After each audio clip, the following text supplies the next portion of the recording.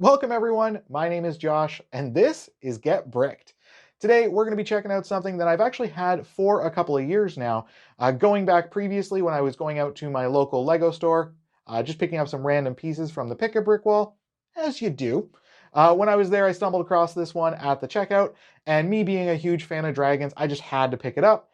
This is from the Lego Ninjago movie, set 30428, simply known as the Green Ninja Mech Dragon. Now, this one, when I stumbled across it, like I said, I just had to grab it. So I figured why not take a look at this one and show it off for you guys. So let's just jump right on in and check out some of the details.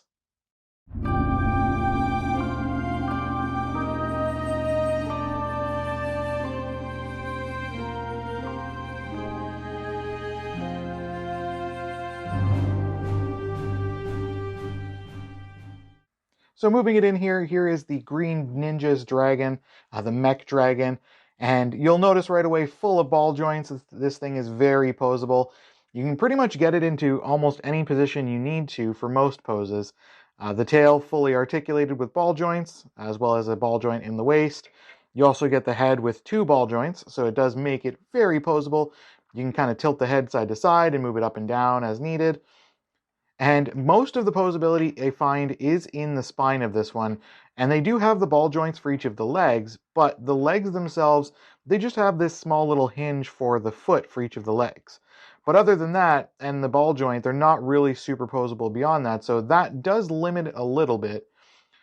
Now, if we move it in even closer and take a look at the tail, you'll notice they did go with just a couple of spines there with the sloped and cheese slope kind of pieces that they decided to go with. But again, you're very limited in this kind of a scale on what kind of detail you can add in there. So they did what they could with this kind of a scale, but I did like the way that they designed the tail because of the pointed size piece that's done up in the gold to give it that extra kind of like pointed tail look and add a little bit of extra detail with the spines on the side there. Moving on to the main body, you do get a fair amount of posability because of having the ball joint in the waist there, as well as the ball joint for each of the legs.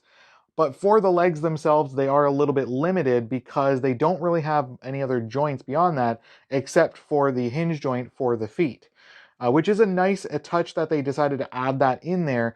But other than that, though, it limits the ability to kind of get it into more difficult positions. And if you notice underneath the front arms or front legs, they do have a couple of like jet engine kind of style pieces sticking out there, possibly just to add a little bit of additional bulk to the figure there, kind of tying it all together. But because of that, you do get a little bit of a limited range of motion with the front legs. And even putting it into certain positions, like you can only move it back so far. Moving finally to the head, we get the two ball joints like I mentioned, but the head itself is just a simple design with a couple of sloped pieces there and the 1x1 translucent round blue piece that kind of is there for both of the eyes on either side. It's understandable why they chose just the one because with this scale, there's only so much you can do in there.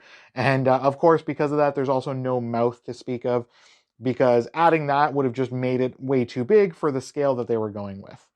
And then other than that, the only other thing you can kind of move around is the front horns here. Because of the way that they're clipped in, you can kind of rotate them a little bit and move them around. Now, even with the limited range of motion in some places, the dragon is still very posable. For example, here's a clip of it laying down and resting, with the head resting on one of the front feet, as well as the tail kind of curled up next to it, up on the side there, and then the back legs just being kind of like tucked in there, kind of hidden. And then we also get this position of it kind of in a standing or roaring kind of position.